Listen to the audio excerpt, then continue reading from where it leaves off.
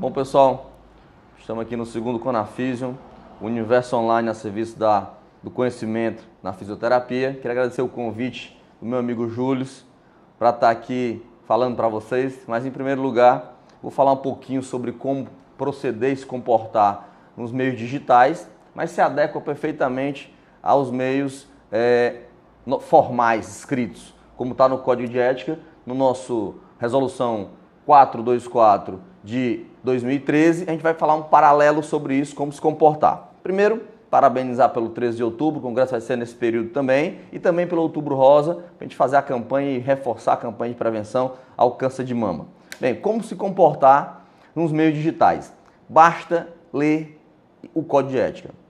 Leiam, é rápido, são poucas folhas, está no site do CREFITO, do COFITO também. Basta você dar uma olhada, mas o que você lê lá se aplica diretamente na área digital. Antigamente, o código anterior, ele não falava, não previa os problemas de meios digitais de forma geral, Facebook, WhatsApp, redes sociais. Hoje ele está perfeitamente adequado. Por exemplo, se você usar o seu Facebook para dar entrevistas ou num congresso desse falar um grande impropério, uma coisa errada dentro da área da saúde, por exemplo, na fisioterapia, que vai ferir o código de ética, você pode ser processado eticamente pelo conselho da tua região e também civil ou criminalmente, dependendo do que você falar. Para os alunos, devem ter vários alunos inscritos no congresso, eu tenho uma dica muito boa. Use o teu Facebook desde o primeiro dia das tuas aulas. Tua carreira começa no primeiro dia de aula. Usa o teu Facebook a teu favor. Ah, mas você está querendo que eu faça o quê? Uso meu Facebook agora para não postar mais coisas da minha família? Exatamente. Pega teu Facebook e vai postar artigo científico, vai postar coisas comprovadas que te alavanquem na carreira. Posta a aula do professor que você gostou muito. E você evita estar falando bobagem no Facebook e traçando um perfil acadêmico errado para a tua carreira. Quando o aluno pergunta para mim se vai cair na prova, eu digo aí que vai cair na vida. Então, no Facebook também é a vida. Tua vida está exposta. Direciona a tua vida para isso. Se você ficar trilhando no caminho na internet, um caminho que não é um caminho científico ou técnico, vão te ver como uma pessoa na sala de aula, às vezes aquele aluno que não é tão bom, eu brinco dizendo que o aluno cobra, só passa arrastado, e você olha o Facebook dele, só tem festa, farra, muitas vezes a gente tem outros profissionais que estão para se formar do mesmo jeito, gostam muito da parte fitness, até mistura um pouco, que não é bom fazer isso, misturar fisioterapia com essa parte de fitness, e aí aparece mais de biquíni ou de roupa de academia e tudo mais. Isso vai te atrair clientes pelo teu perfil, pelo teu direcionamento. Você tem que postar desde o teu primeiro dia de aula e na tua carreira profissional, uma dica que eu dou, coisas importantes que te atraiam clientes, que te atraiam pacientes, que te atraiam usuários, pessoas que queiram usar do teu serviço pela tua competência técnica e não pelo teu perfil no Facebook que está ligado a uma linha ou mais sensual, ou mais festiva, ou mais ligada a uma coisa pouco científica. Os alunos me perguntam, professor, mas isso aí é questão de prova? Não, isso é questão de vida.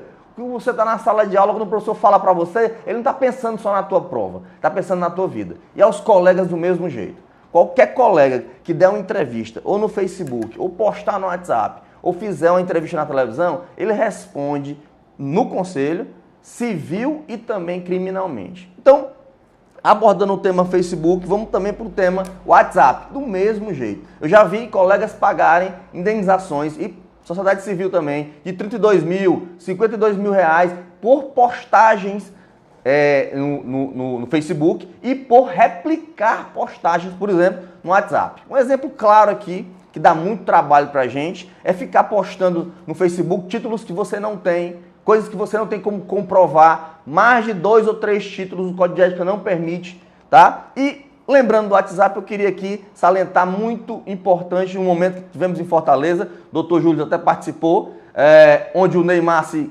machucou e foi fazer um exame, e uma colega da área da saúde fez uma postagem uma filmagem, não só postou uma foto, mas ela filmou, e filmou de uma forma infeliz, uma pessoa doente, sem autorização, tinha levado uma pancada, foi contundido, fraturou o processo espinhoso da coluna vertebral, e aí, no que ela postou, ela respondeu, tanto no conselho dela, quanto civil e criminalmente. E o pior, claro, evidentemente, perdeu o emprego dela.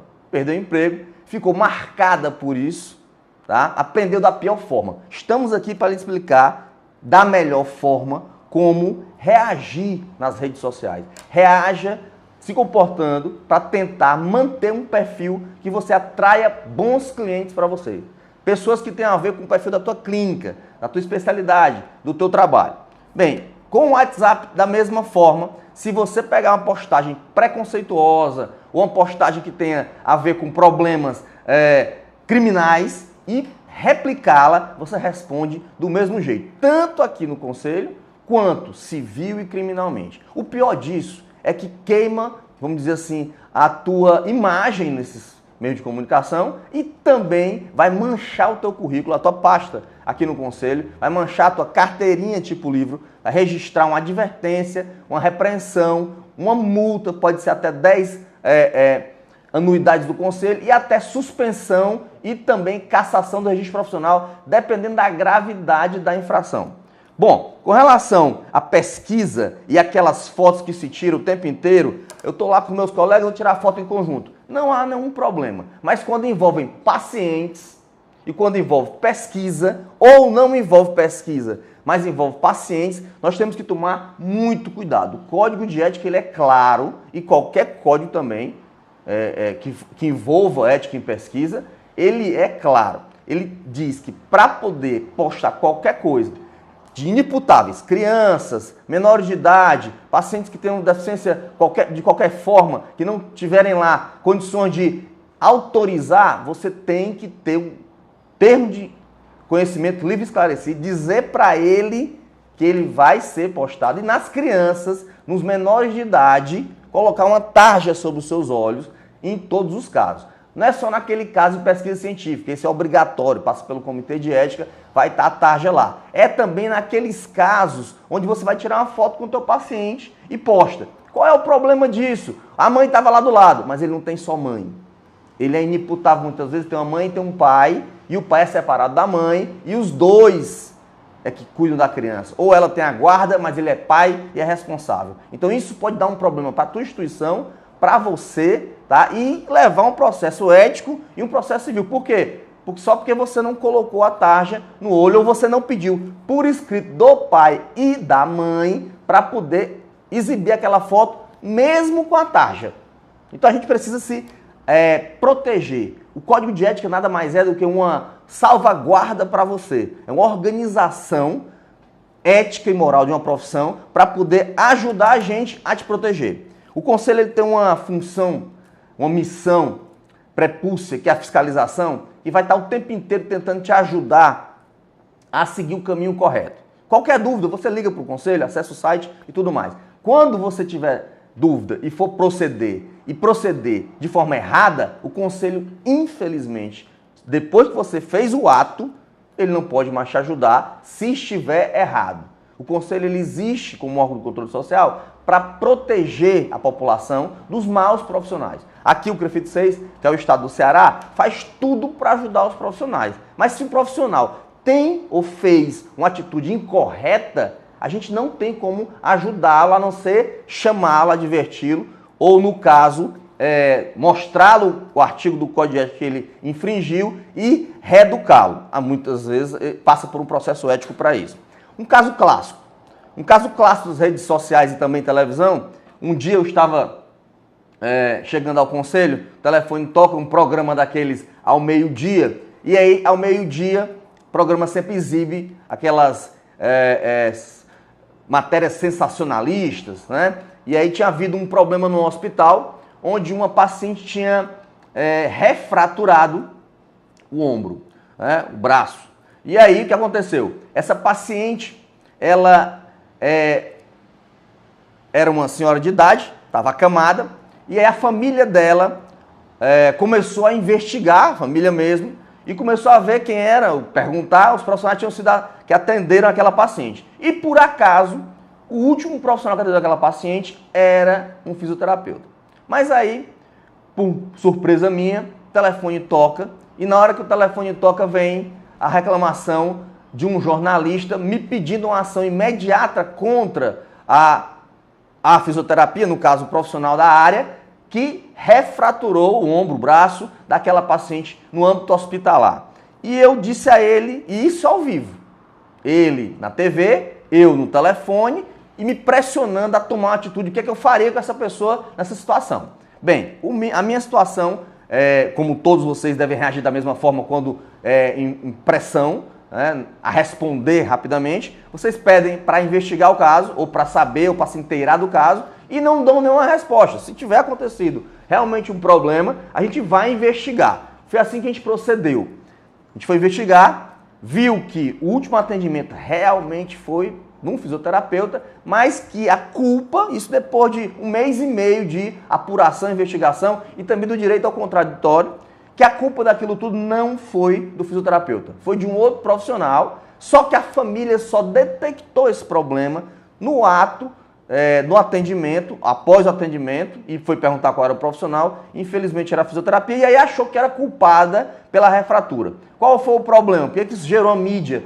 Uma repercussão na mídia, gerou uma notícia, gerou uma forma de reclamação online ou na televisão, porque existiam pessoas interessadas em matérias sensacionalistas na televisão e aí cavaram essa matéria e foram tentar pressionar o conselho a dar uma resposta imediata, sem ele ter condições de julgar de forma a dar o direito ao contraditório ao profissional, assim como ele dá o direito ao contraditório em qualquer causa, inclusive WhatsApp, Facebook, que é o tema que eu estou falando aqui, das redes sociais, também na televisão. A gente investigou todo o caso, e no que a gente viu foi que o profissional não tinha culpa nenhuma, tá? Ele foi inocentado, isento de qualquer tipo de problema, e a gente aqui do conselho contactou a mídia, no caso a televisão, e informou e tentou mostrar para eles que não é porque recebe-se uma pressão que a gente vai julgar e condenar o profissional sem ouvi-lo antes, sem dar a ele direito do contraditório. Então, assim, a gente tem muita preocupação também no ato de pesquisar. Mudando aqui para a pesquisa novamente, a pesquisa ela é muito importante e ela é baseada em evidências, ela é mais importante ainda. E quando ela é feita com dados, ela evidentemente tem que passar por um comitê de ética e os dados do comitê de ética são sigilosos, você não pode quebrar aquilo ali, você não pode sair divulgando resultados antes da hora ou divulgando o nome das pessoas e a pessoa tem direito, depois de assinar o termo de consentimento livre e esclarecido, a sair a qualquer momento daquela pesquisa. Basta que ela tenha vontade de sair. Se a mãe da criança assinou o termo de consentimento, você botou a tarja lá e aí precisou apresentar aquela foto, ela assinou o termo que poderia apresentar aquele direito de imagem e o pai não autoriza, você não vai poder divulgar aquela imagem. Então tem que se tomar muito cuidado com isso. Hoje em dia você pensa que fazer uma postagem no Facebook, ou no WhatsApp, ou no Instagram da vida é uma coisa simples, mas as repercussões podem vir, inclusive, para a tua profissão, em vez de te atrair clientes, te atrair problemas, te dar situações desagradáveis com o teu conselho, que está para defender a população dos maus profissionais. Ah, mas eu não sou um mau profissional. Não foi, mas se comportou naquele momento por desconhecimento, por não saber do Código de Ética, por isso eu recomendo a leitura dele, é mais uma lei que nós temos, mas essa a gente precisa ler e saber e entender, para vocês poderem não cair nas armadilhas do dia a dia, das pessoas comuns. As pessoas comuns, os que não são fisioterapeutas, as pessoas os leigos, que não têm curso superior, não têm Código de Ética. Pode responder civil e criminalmente. Nós que temos Código de Ética respondemos ao conselho. Então, para ele também podemos tirar nossas dúvidas. A qualquer momento procurar o conselho, conversar. O conselho é um apoio para você. O conselho ele está aqui para não só te defender, mas também divulgar as profissões. Ele está aqui para apoiar as boas campanhas, apoiar as boas causas e ele está aqui para tirar as tuas dúvidas também. Bom, outro ponto importante a falar sobre meio de comunicação, divulgação, chama-se compra coletiva. Vocês já sabem que é proibido, mas essa batalha da compra coletiva, até ser proibido por resolução, foi uma luta muito grande. Primeiro, já estava no Código de Ética anterior, os artigos já enquadravam como proibido. Mas a compra coletiva gerou muitos transtornos. Eu vou lhe dizer um exemplo claro. Um dia eu estava aqui no conselho e recebi um oficial de justiça nos intimando para poder fornecer o endereço de um profissional porque ele tinha ofertado na compra coletiva, coisa que a gente não permitia, já estava abrindo processos éticos e administrativos, e ele estava postando lá que vendia na compra coletiva, vendeu 400 atendimentos e não conseguiu cumprir, fechou as portas e sumiu. O delegado da Delegacia de Defraudações pediu para eu ser intimado a fornecer o endereço desse profissional. Qual é a minha atitude? Infelizmente, por força judicial, ele pediu ao juiz, o juiz me pediu, eu tive que fornecer o endereço. Mas eu fui investigar o caso.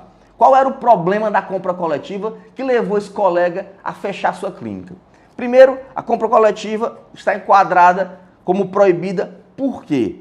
Ela é proibida porque você está vendendo um produto que você não tem um direito líquido e certo. Eu vendo 10 atendimentos de fisioterapia. Eu queria chamar aqui de atendimento em vez de chamar de sessão. Sessão é legal. Foi anteriormente, quando a gente começou, meu professor me ensinou que era sessão, mas sessão tem várias, sessão de cinema, sessão de vários tipos. Sessão foi criado para diferenciar muitas vezes aqueles profissionais de saúde de nível superior de outros que não faziam atendimento de nível superior. Mas nós somos de nível superior. Nosso atendimento tem várias sessões, vários momentos. Um deles é a consulta. A compra coletiva não fazia consulta, não faz consulta. Vendia o atendimento e não consultava o paciente. Isso quer dizer o quê? Você está vendendo um produto, 10 atendimentos, sem uma consulta. Eu queria chamar também aqui consulta e não de avaliação. Durante a consulta eu tenho várias avaliações, a anamnese é uma, a perimetria, a avaliação respiratória. Então, durante a venda da compra coletiva, eu vendo 10 atendimentos sem saber se eu preciso de 10 atendimentos, porque eu não fiz uma consulta. Então é proibido vender atendimentos sem consulta, é óbvio. E é proibido você ter um atendimento sem ver o paciente. Online, por exemplo. Eu posso atender um paciente online, ainda não é permitido pelo nosso código de ética você avaliar um paciente consultando ele online. Por quê? Porque se você ao vivo, tete a tete com o teu paciente, você ainda tem um risco, pegando no paciente, vendo, auscultando, medindo, você ainda tem um risco de errar. Você imagina online. Online você aumenta muito o risco de errar, porque você não está perto, você não está tocando, sentindo, medindo a temperatura, por exemplo, o grau de força, por exemplo, daquele teu paciente. Na compra coletiva, isso estava acontecendo. Você vendia 10 atendimentos, sem consulta e sem saber se ele precisava. O que é pior? O dono da clínica vendia 10 atendimentos. Eu vou fazer um paralelo para vocês entenderem melhor. Na compra coletiva, quando se trata de produtos industrializados, por exemplo, você tem um ganho de escala e de escopo. Porque você compra, por exemplo, um caminhão de refrigerante, é diferente de comprar uma latinha de refrigerante. Você comprando um caminhão, uma carga, um navio de um produto inteiro, você consegue diminuir o preço daquele produto, porque a indústria ela consegue comprar matéria-prima mais barata, produzir em escala, ter uma venda certa, baixa o valor do produto final. Na saúde, nós não temos um produto para entregar líquido e certo. Nós não podemos prometer a cura. Nós temos que tratar nosso paciente como um paciente diferente. Eu até costumo dizer que os dois joelhos do paciente não são iguais. Um tem uma recuperação diferente da outra e às vezes uma demora mais, outra demora menos. Os problemas são iguais, mas tem uma recuperação diferenciada, por exemplo. Então, você compra um caminhão de refrigerante, você entrega um caminhão de refrigerante. Mas se você compra 10 atendimentos de fisioterapia, tá? Ele pode precisar apenas de 3 ou pode precisar de 15. Na compra coletiva, existia também um problema do valor. Eu não consigo, com 400 atendimentos, como foi prometido naquela clínica, ao profissional atender a população, eu não consigo baixar o valor do atendimento, porque eu vou ter um custo maior. Eu vou aumentar a minha quantidade de telefonemas para marcar o atendimento, eu vou aumentar o trabalho da minha recepcionista, eu vou ter que contratar colegas para atender a mais, eu vou ter que abrir um outro horário, um outro expediente que eu vou gastar energia, água, telefone. Então, eu não posso prometer 10 atendimentos se eu não sei se ele precisa de 10, se ele não fez a consulta. Então, a compra coletiva, ela torcia a nossa ética. E por isso ela gerou um problema. O que era? Superlotou alguns atendimentos. E esse que eu falei especificamente, ele superlotou, ele teve prejuízo. Primeiro, porque para começar a compra coletiva, ele tem que prometer uma promoção. Promoção, fisioterapia, 40% de desconto. Ele já tirou do teu valor, do teu ganho. Primeiro que promoção pelo Código de Ética não se pode fazer pela saúde, porque nós não estamos vendendo saúde.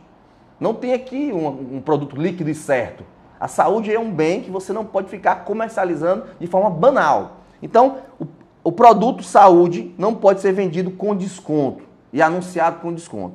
Então, o nosso serviço tem que ser tratado de forma ética e não pode ser anunciado dessa forma. Já estava o primeiro erro. Como exemplo, a compra coletiva, por exemplo, se você tem uma consulta de R$100, e 50% dessa consulta é um custo que você tem fixo, por exemplo, na tua clínica, esses R$50 são custo. Você não pode mexer nele. Por quê? Porque ele é fixo. Todo mês você tem telefone, água e luz para pagar e as suas funcionárias, seu colega fisioterapeuta, sua recepcionista, por exemplo. Tá? Então, 50% você não pode mexer. E os 50% que sobram, os outros R$50, você tem como ganho real, seria o teu lucro. Tá? Esse 50% do custo também entram os impostos, por exemplo. Muitas vezes sai 17%, 25%, dependendo da clínica e da pessoa, se é físico ou se é jurídico. A compra coletiva fazia promoção, que é proibido. Já entrava com 50% de desconto. Então, se ela fez a promoção 50% de desconto, aqueles teus R$50 de custo fixo permanecem. Mas aqueles teus R$50 de lucro foram embora só no ato de anunciar na compra coletiva. Ainda tinha... Primeiro, é proibida a promoção, você já perdeu o teu lucro e ainda tem o valor que a compra coletiva quer ganhar. Ela quer ganhar 10%, por exemplo, dos R$100 da tua consulta. Então, ela quer ganhar R$10. Então, você perdeu 50% na promoção, os outros 50% era o teu custo fixo, você ia trabalhar para empatar, você perdeu mais R$10 que foi para a compra coletiva, para poder anunciar, e aí você tem aí R$40 que você recebe do paciente líquido para poder você pagar R$50 de custo e no final ter um prejuízo de 10% para cada paciente que entrar na tua clínica. Foi isso que aconteceu com esses 400 pacientes que foram vendidos na compra coletiva. Quando foi no 20º, no 30º paciente a ser atendido, o dono do estabelecimento percebeu que ele não ia conseguir ter lucro, que ele estava tendo prejuízo. E a compra coletiva era responsável, em segundo lugar, pelas reclamações no DECOM por atendimento